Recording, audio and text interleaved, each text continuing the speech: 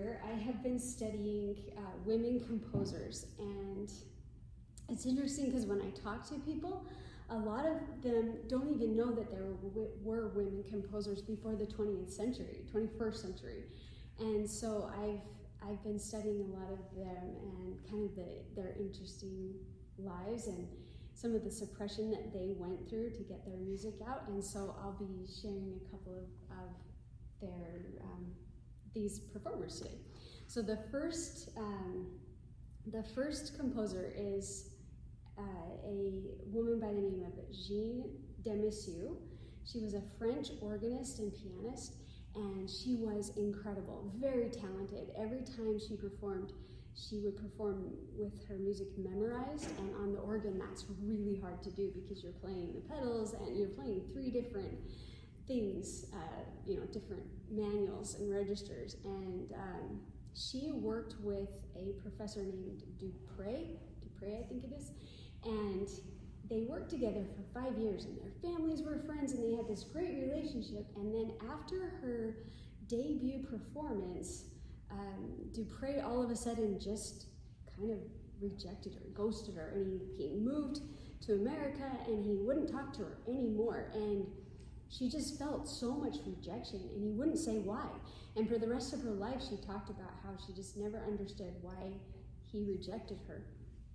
And after she died, and she passed away when she was just my age, she was very young, and after she died, some correspondence came out where he had mentioned that this kind of unknown composer, which everyone assumes was her, should be suppressed and stopped. So it was very hard for her that he actively worked to suppress her talent and her skill. So she put together a series of organ music that are based on the Gregorian chants from centuries ago. And if you're familiar with Gregorian chant, there's a little bit of dissonance and kind of some weird places and then resolutions, and it doesn't have meters sometimes. And on the organ, you'll hear some of that. But I love the organ because it has, there are very few instruments where you can hear three different sounds. And so if you listen closely, you'll hear kind of three different melodies working together. So this is Rorate Celi by Jeanne Demessieux.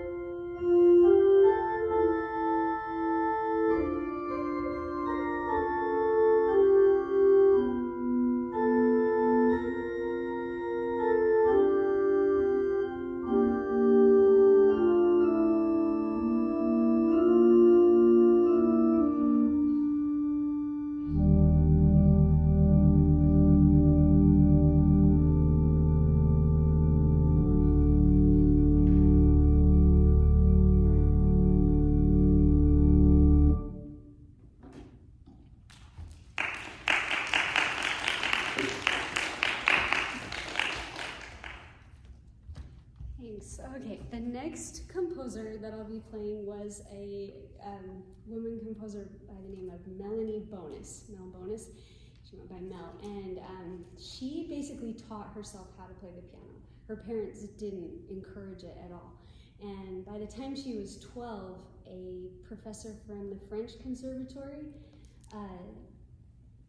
went to her parents and said, hey, you really need to give this girl lessons. She's really good.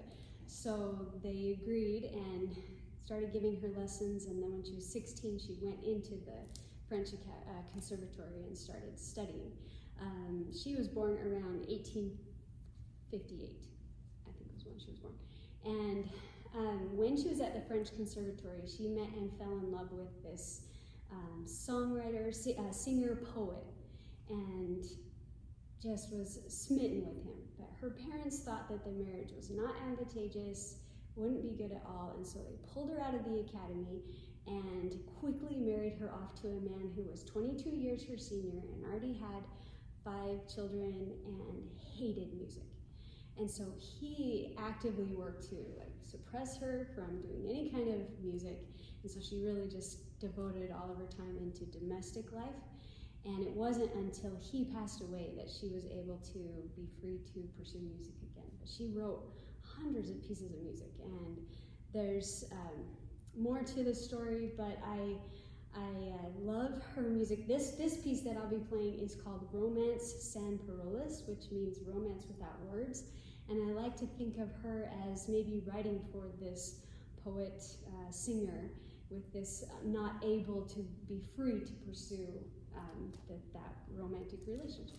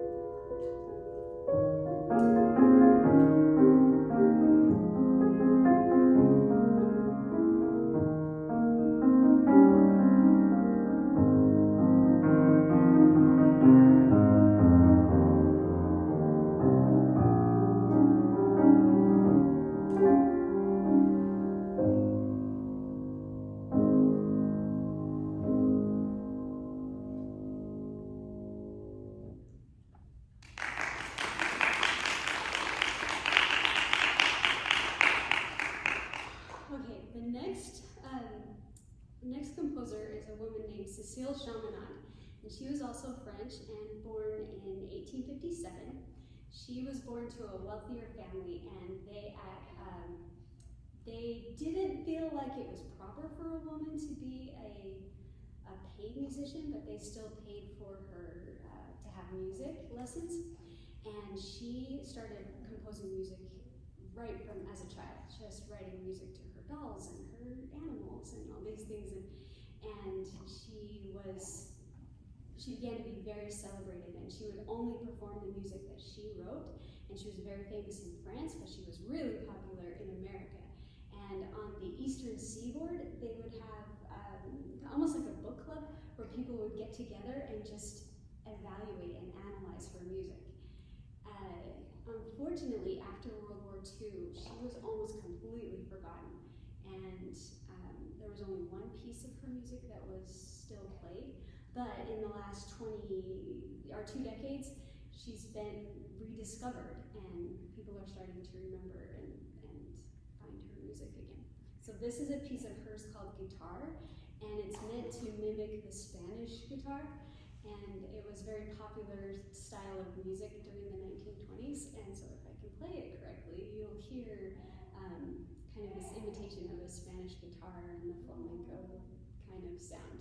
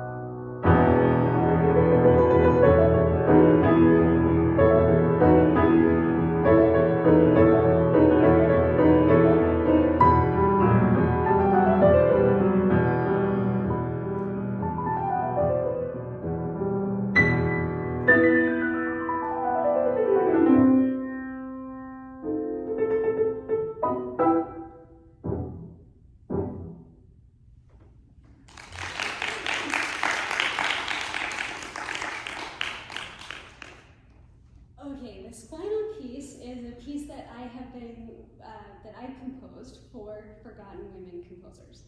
And this semester's been a little bit difficult for me. I've actually personally experienced some rejection in the music world. And but if there's one thing that these women composers have taught me, it's that when there's something that you're truly passionate about, whether that's music or your faith or your testimony or your family or your relationships, those are the things that are worth pursuing, no matter what rejection comes your way. I titled it Prayer for the Forgotten, and my prayer for the forgotten is that one day we will be remembered.